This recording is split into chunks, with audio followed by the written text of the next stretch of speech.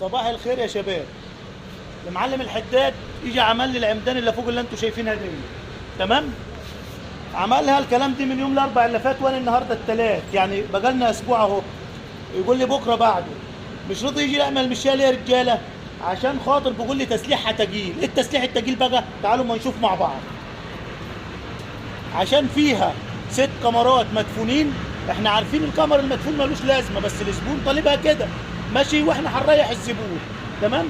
فيها 5 علوي و5 سفلي 12، وفيها كانات 6 في المتر 8 مللي، وبعد كده ركتين 10 5 في المتر. كده التسليح تجيل يا رجاله. وفي 6 شمع تحت معمولين. بيقول لي تسليحها تجيل.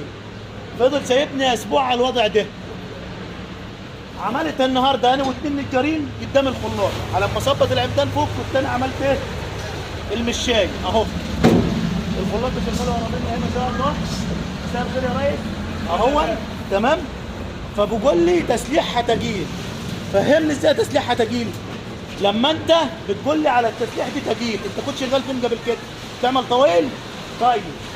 هو عمل العمدان وعطلني اسبوع، عايزكم بقى تسيبوا لي في الكومنتات اديله حساب العمدان ولا ما تدوش حساب العمدان. حسابه هيتوقف عليكم انتوا. صباح العسل على الحدادين بتاعت القاهره تمه. عايزكم تسيبوني بقى في الكومنتات احاسبه على العمدان ولا لا.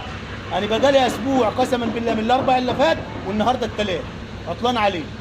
صباح العسل.